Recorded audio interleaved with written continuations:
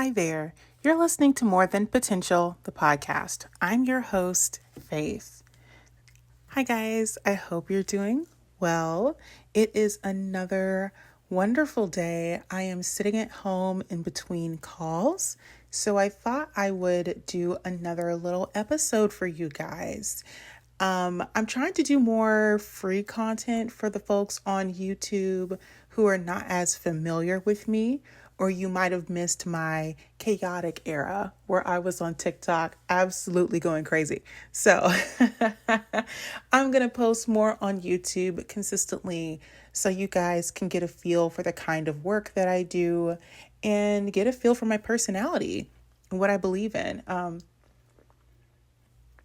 The data shows that Gen Zers are really educated consumers and you guys are really savvy. You tend to purchase and support people based on belief systems. So the best way for you to get to know me is to understand what it is that I believe. So let's talk about it. Let's talk about outcomes. This was a great video for me to do because I could talk about this all day long. One thing I have learned in life is to focus on what you actually want. When you focus on what you want, what you think the outcome should be, then you can work backwards and start to plan your life from your destination point. A lot of us have these pie in the sky sorts of desires that we haven't evaluated or assessed. And so we think we want something in the abstract and we think it's going to happen, but we have not even thought about the logistics, how to make it happen. What I'm talking about is like the law of assumption, where you think of something and you know you deeply want it, and you think of it as if it's already going to happen and that your future self already has that thing. And then you work backwards and say, okay, well, if 5 years from now, this is the life that I have, what would I have to do in order to make sure that me 5 years from now is living that reality? You have to work backwards. And a lot of us struggle with this for a lot of reasons, but I think it comes down to Black women spend so much time focusing on what is not working for us and what is not helping us and what is an obstacle to us that we're not thinking about the opportunity. We're not thinking about the open doors. And I am noticing there is a split in the community between Black women who see opportunity and they take it, and then the Black women who feel limited because of their beliefs, their experiences, and so they don't see opportunities. All they see is closed doors. Everywhere they look, it's always a closed door.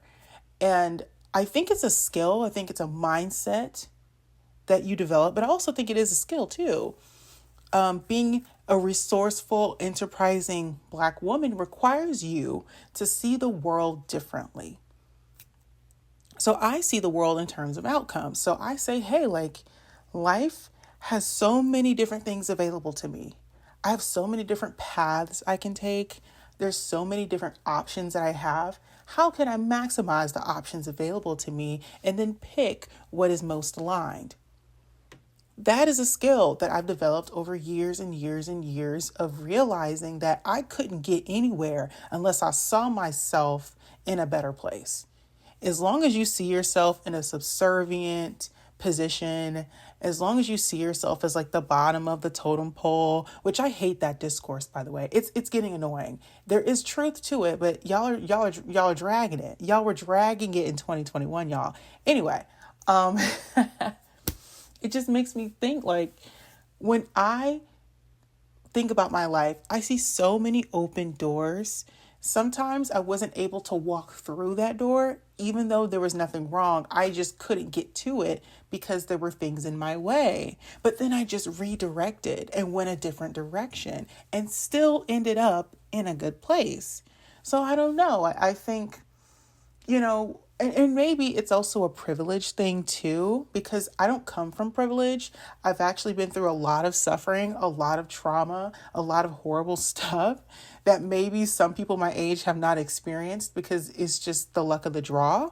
But because I went through so much, I had to learn quickly. And through learning, I'm like, you know what? Yeah, a lot of doors were shut in my face. A lot of bad stuff happened. But there's some universal principles that are true. A lot of the most successful people went through down bad, hard times, and they rose above. The hard times and the difficulty gave them the wisdom. And so I have learned to not resent humble beginnings or resent a lot of bad stuff that happened that was not my fault, because it pointed me in a certain direction. And it showed me the way the world works and then how I can benefit. There's a certain kind of person I'm talking to in this video. I'm talking to the Black women who don't want to be victims, okay? Like, I'm talking to the Black women who they look at the world and they see crazy stuff going on and they're like, you know what? How can I get a bag out of this? You know what? Yeah, you must hate me and I know you don't like me, but how can I profit from this? How can I walk away with more money, more joy, more freedom, more laughter, more and more and more? Right? Like, how can I benefit from this?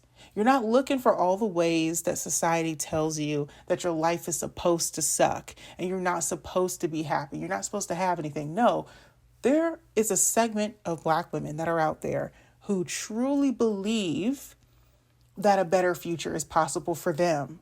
And I'm not talking about society. I'm not talking about the community. I'm not talking about your family. I'm not talking about your church. I'm saying you believe in you. You believe in your future. You believe that you deserve better, that you deserve to be happy, that you don't have to struggle. I don't care about all those other people right now. And maybe some Black women might feel guilty talking about this, but if you feel guilty talking about what benefits you and what's useful to you and your life outcomes and how you want to live your life, if you feel guilty, then this is not going to be the video for you already. Like, I can already tell you it's not the video for you. Moving on, let's get into the notes because I took notes on this particular video. I usually do, but this in particular was a topic that I felt compelled to really dive into deeper for my young Black women out here who need a big sister to break some of this stuff down. Number one, we need to talk about what outcomes actually are. Like, what are outcomes? The definition of an outcome is the way a thing turns out, a consequence, the result or effect of an action, situation, or event. Also, the end result, the conclusion. So when we're talking about outcomes, think about the consequences, the results, the conclusion, how something ends. You want to think, how is this going to end? How is this going to conclude? What events are going to transpire that will bring this to an epic conclusion? What are the situations? What is the context, right?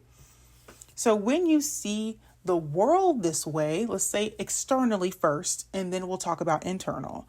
Externally, I learned to view things in cycles of at least 10 to 50 years.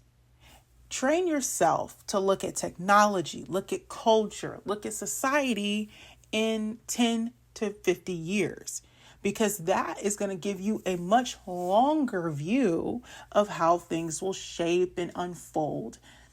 A lot of us see the world as super chaotic and unpredictable because we're not thinking about how this is going to play out in 5 to 10 years. We're not even educating ourselves and reading history and philosophy to even guess, because you can guess and be wrong. Plenty of people are wrong. Economists are wrong, but at least they're thinking about the current moment and the implications that will reverberate throughout time.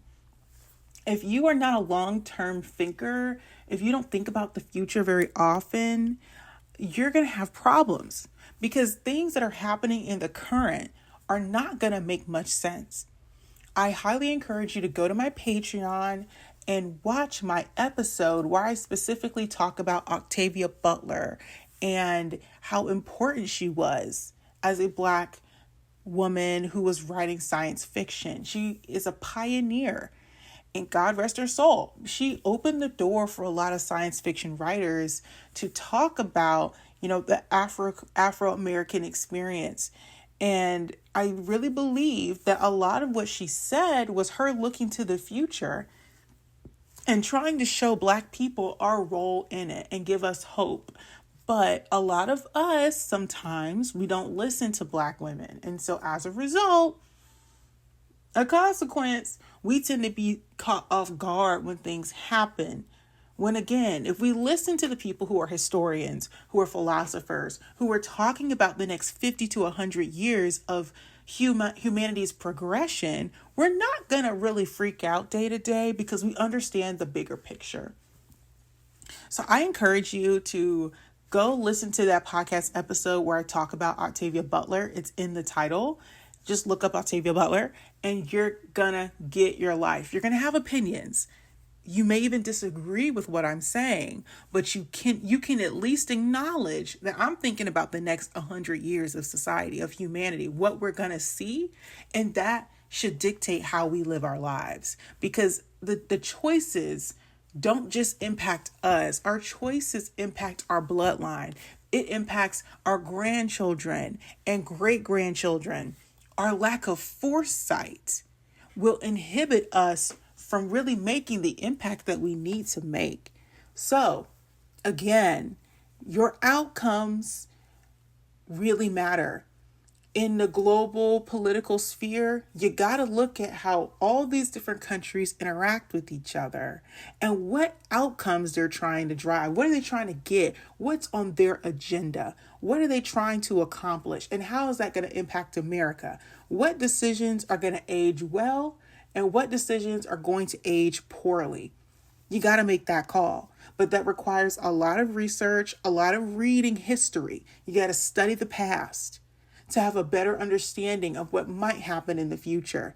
You can't just obsess over politics every single day watching the news. In order to understand what you're seeing, you gotta go backwards.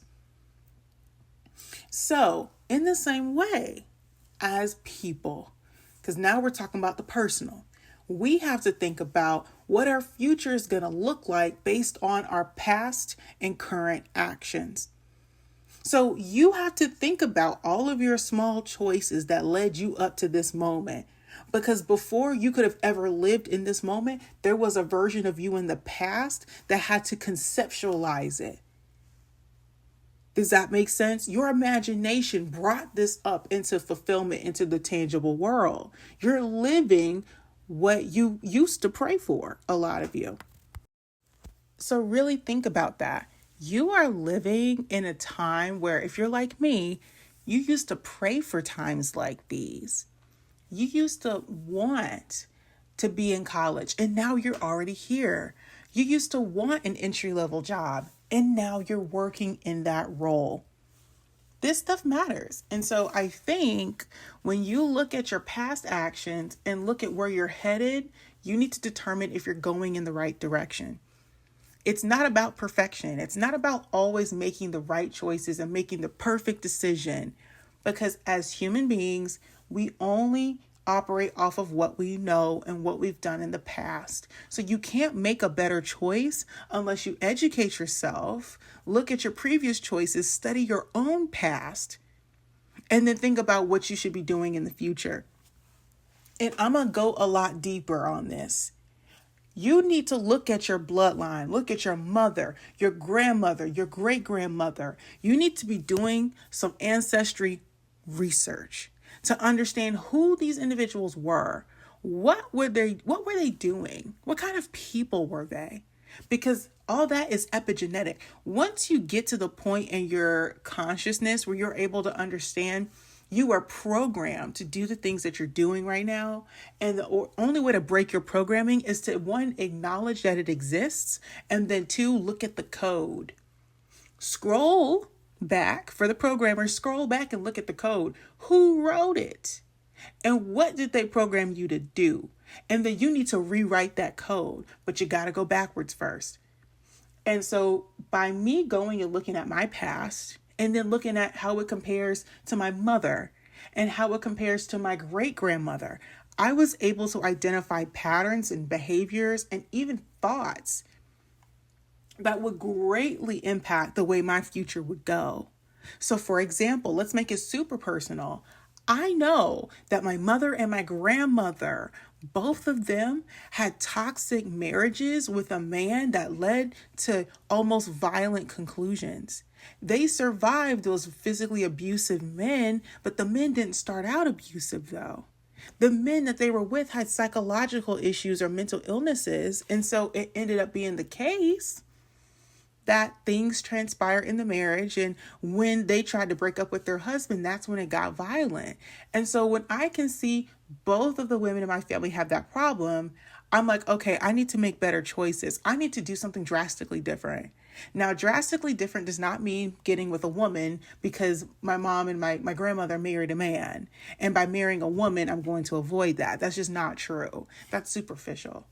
You got to go much deeper than that. But it gives you an understanding, right? When I go through my past and I start to map patterns, and you had to go back at least 3 or 4 generations, y'all. Once you go back that far, you can start to make different kinds of choices. Now, here's the thing. Before I move on, I just want to point out, because some of this is going to have to go behind a paywall. This is really deep shadow work.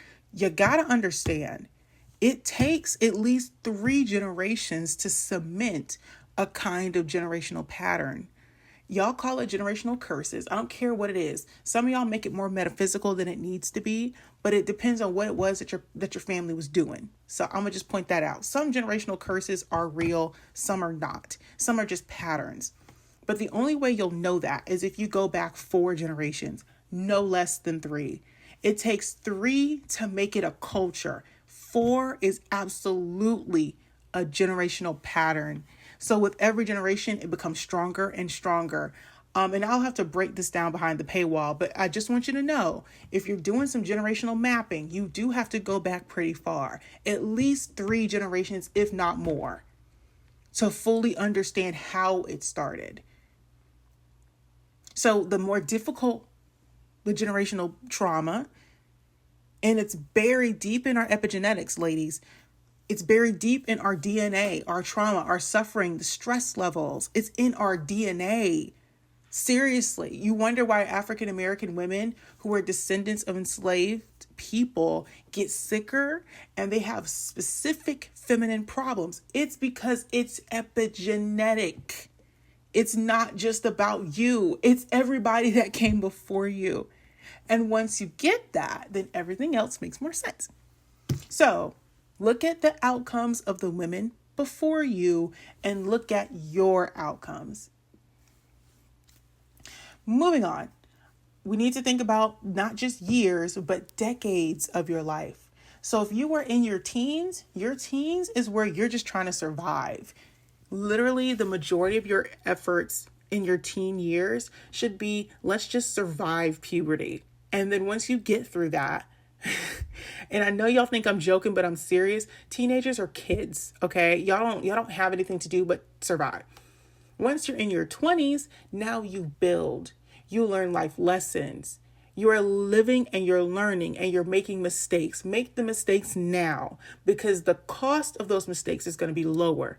Once you start to build on the foundation in your 30s, we're going to see who had a solid foundation and who had a shaky one. So if you were laying the groundwork for a good life, building skills, going to school, you stayed out of toxic marriages and toxic relationships, you made sure that you basically avoided making any long-term decisions in your 20s. That's a good thing.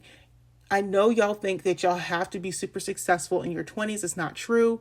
life is a marathon, not a sprint. So if you can think about decades of your life, think of your 20s as the decades to make mistakes, to get a skill set, to grow and to learn, so that in your 30s you can build. If you didn't do the work in your 20s, it's going to show in your 30s. If you don't have a solidified career in your 20s, it's going to show in your 30s. If you have been wasting your time drinking and smoking and partying and sleeping around, it's going to show in your 30s. If you want to look young and youthful and happy and free and have all of these options, you need to make sure that you consider this.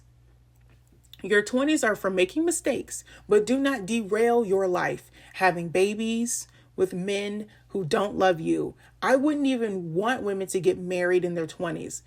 I understand why some of you do, but just know that if you make a bad mistake, some of y'all may not live if you can't get out of it.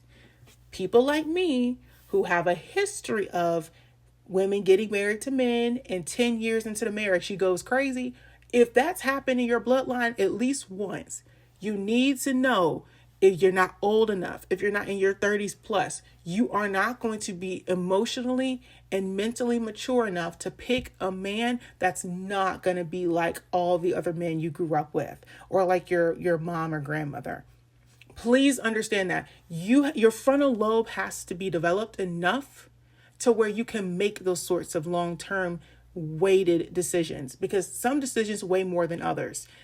There's a lot of big, important decisions, your career, your marriage, your when to have children, but there are some that weigh heavy. So if you make the wrong choice, it reverberates throughout time. Please know this. So I encourage young women, get your degrees, make mistakes, figure it out. You can get in debt, but you can get out of debt. It's not the end of the world. But what is the end of the world for some women is dating the wrong man. What is the end of the world for some women is in their 20s, they have babies by men who don't love them and don't marry them. That might be world ending for some of you.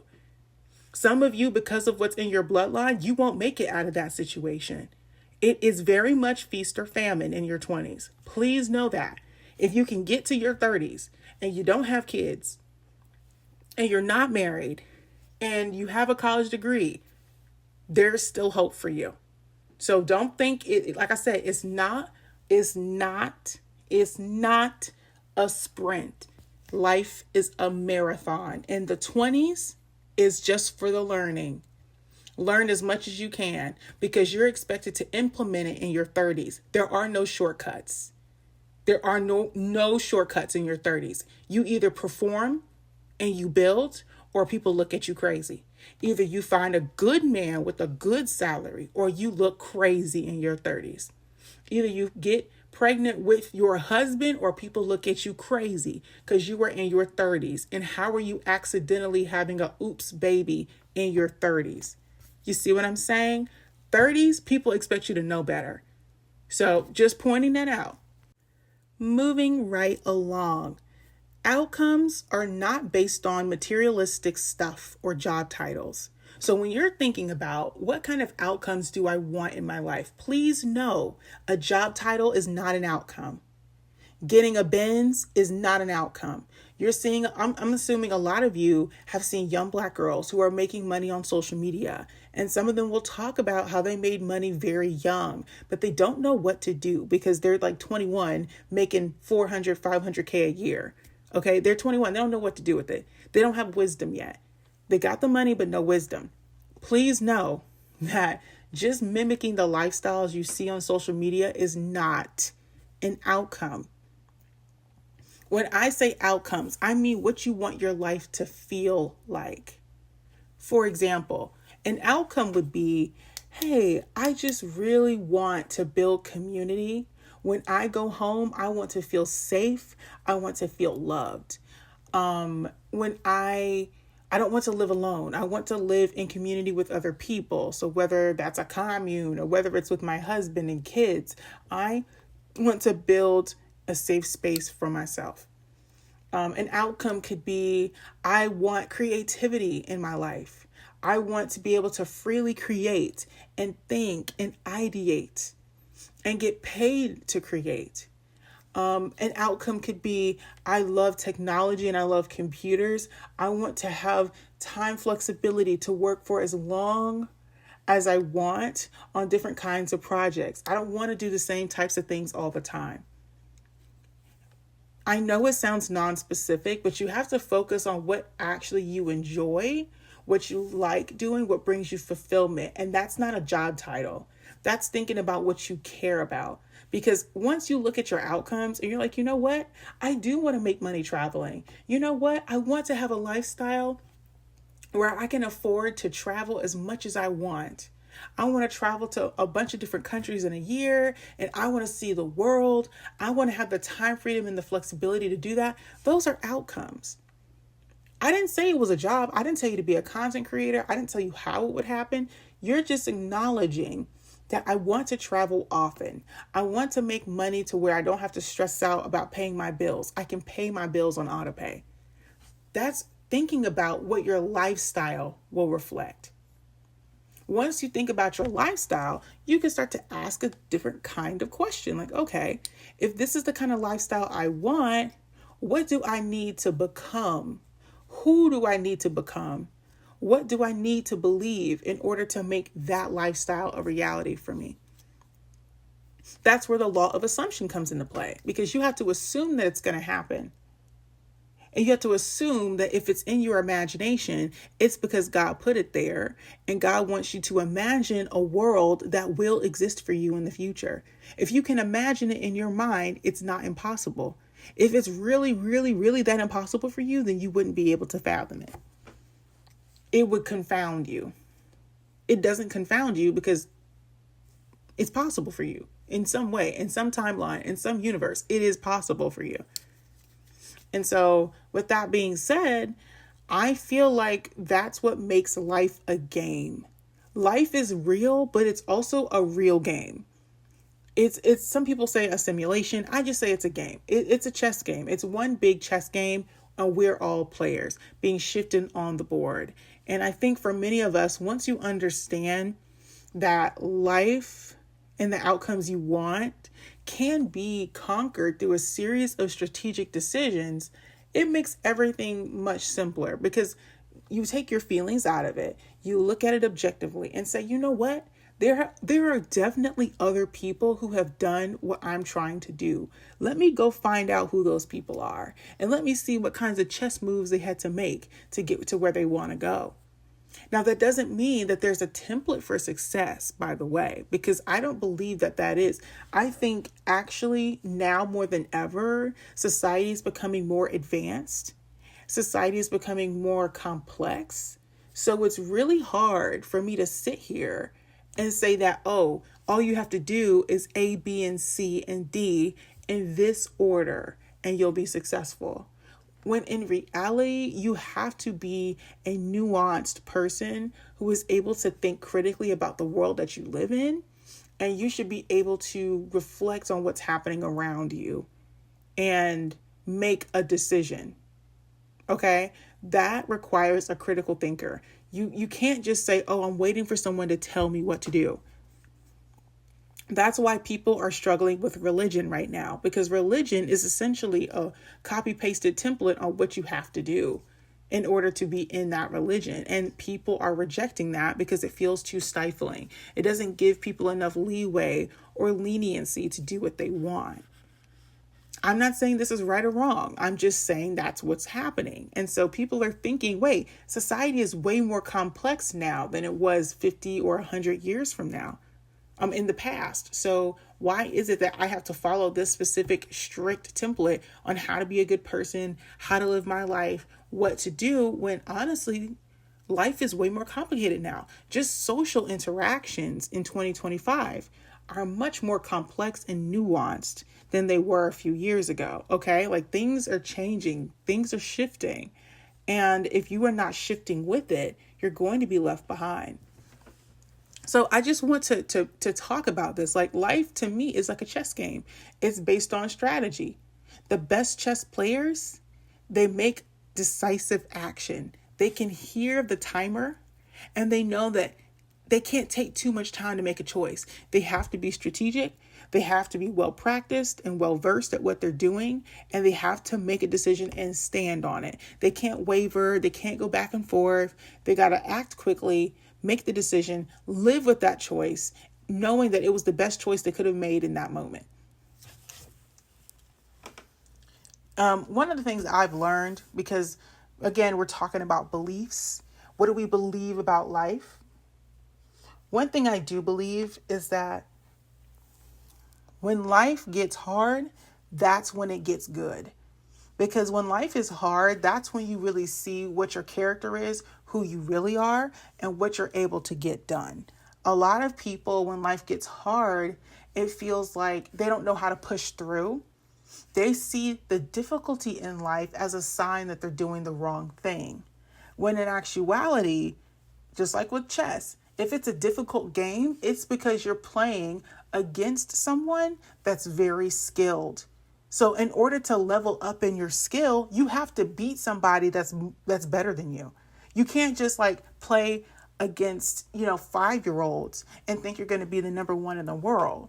No, you have to play against people who have been doing it longer, who've been doing it better, and beat them. So it's supposed to be hard because you're supposed to increase in your skill level. You're supposed to upskill. You're supposed to advance. You're not supposed to be in the same place. And what I think is happening is a lot of people are trying to go one way or the other and change course, but they're not actually elevating. Hear me. Some of y'all are changing course and you're just turning to the left or turning to the right. And it ends up you going in a maze. You're doing all this movement, but you're not really going anywhere. You're not really elevating. At this point, you're just a rat in a maze. Turning left, turning right, turning left, turning right, going different directions. And you think because you're uncovering something new that you're actually progressing, but you're really just wandering in no man's land. You have to level up. You have to elevate. You have to upskill. And the only way to do that and the only way to go higher is by increasing the difficulty level. The difficulty level is extremely key. So we're going to move on to the next topic. But before I do, I just want to point out, you have to do things for the plot sometimes. You do. You got to do things for the plot. Once you see yourself as the main character, you stop seeing the difficulty as a signal to stop going. The difficulty just means you're at the climax. Does that make sense? So the next point I wanted to get into, you got to look at who actually has the outcome that you're looking for and how did they get it. Don't just pay attention to people because they have money or they have the status symbols. Really look at what outcomes they have. There's a lot more to it than just looking at stuff that you can see on social media. Because there is a difference between what's happening in the real world and what's happening online. And I say this as an example because there can be people who have great outcomes and they have the money, they have the family, they have the good house and all those things. And there may actually be nothing wrong with them, but it might be a values difference. Like maybe you just value different things. And so because of that, you end up not really aligning. For example, I know stay-at-home wives and mothers who have good husbands, they have a home, they have kids, they live a fairly normal life, and it's a loving family that they've built.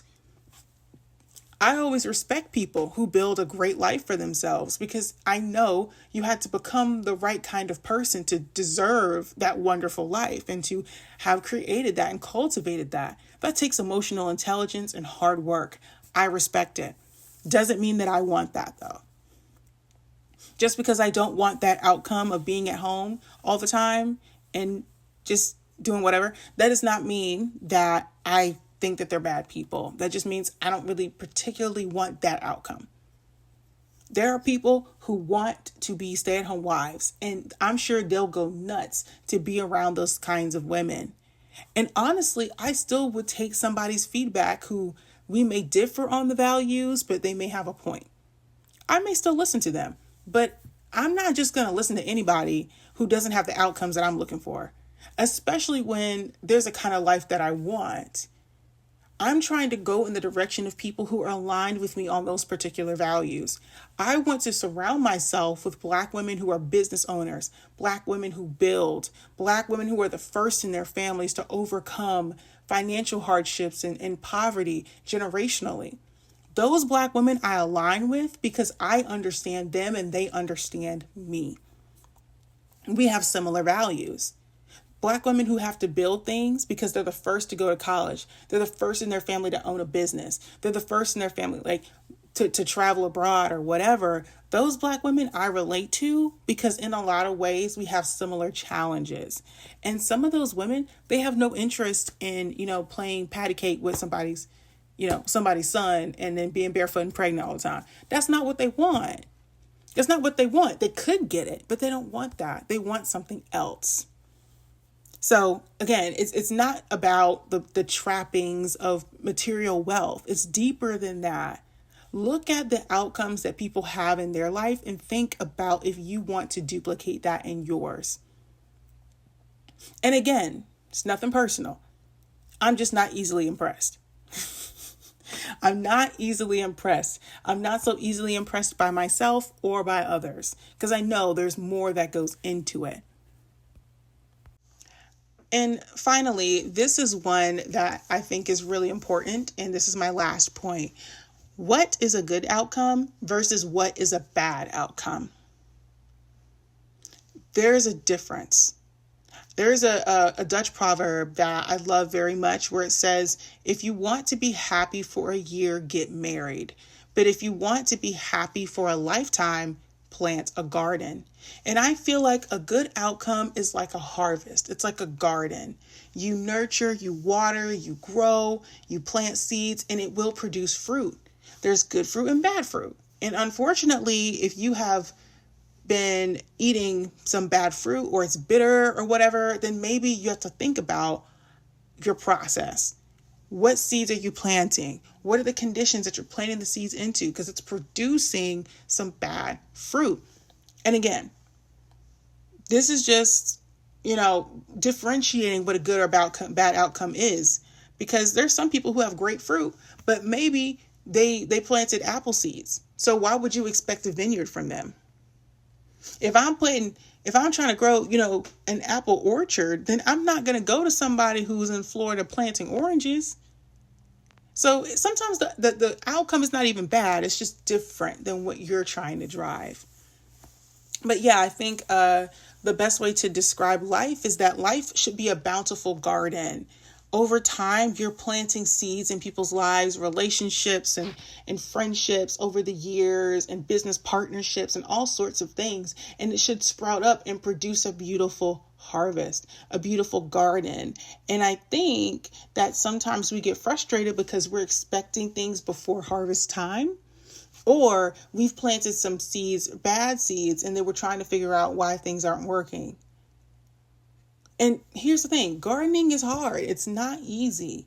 It's trial and error. You got to figure it out. And I think if you know which decade you're in, if you're able to discern what to focus on, then you'll know that your 20s are there for planting, for growing, for learning the hard lessons. So if you are not liking what you are seeing, then that's because you need to change something. Don't just sit there and complain about things that you have control over. Change it. If you don't like the outcomes you're getting, fix it. Plant new seeds. Get different seeds to plant. Change the environment to plant it in a different kind of soil. But change something. You can't just do nothing. If you don't like the seeds, the fruit that you're getting, if the fruit is bitter, then you have to reevaluate some things. And honestly, by the way, there's also this thing of plant intelligence. I was reading, I don't know how true this is, but the whole concept of like plants being able to receive energy. So if you plant a garden and you have negative energy and you're saying negative words over the plants, it hinders their growth. Versus some person who was nice and kind and spoke kind words over the plants that actually helped the plants grow and flourish. That says a lot. Plant intelligence, if it's a real thing, blows my mind because that whole concept proves that energy exchange is real. So you can't expect good things to happen when you have bad energy. Bad energy meaning bad intentions, bad motivations, right? You can expect great things to happen, and that's your motivation, that's your energy. Does that make sense? You're picking up what I'm putting down? So yeah, as I wrap up this video, I just want to make it clear that you are known by the outcomes you were able to drive. What I've been saying is true. In 2025, that's the year of outcomes. So you get out of it what you put in. If you've been avoiding the work on yourself before this point, it will show in 2025. If you don't like accountability, it's going to show in 2025.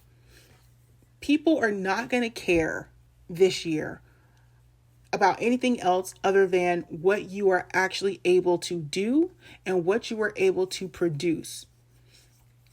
And this world is becoming more ruthless and more unforgiving. So if you're the kind of person who thinks that your low emotional intelligence, your inability to regulate your emotions is something that people should tolerate, you're wrong. People are becoming less tolerant of that now. You know, if you have a bad day and you decide to catch an attitude with somebody at the gas station, they may pull a gun on you. A pew pew, okay?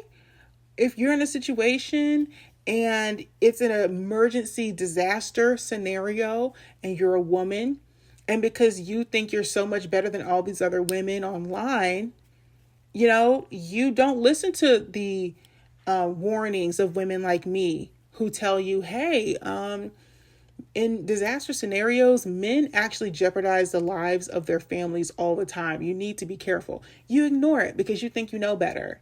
And then sure enough, a hurricane or a tornado hits. And you have to fight with your husband in order to keep things afloat, in order to get your family to safety or evacuate or something.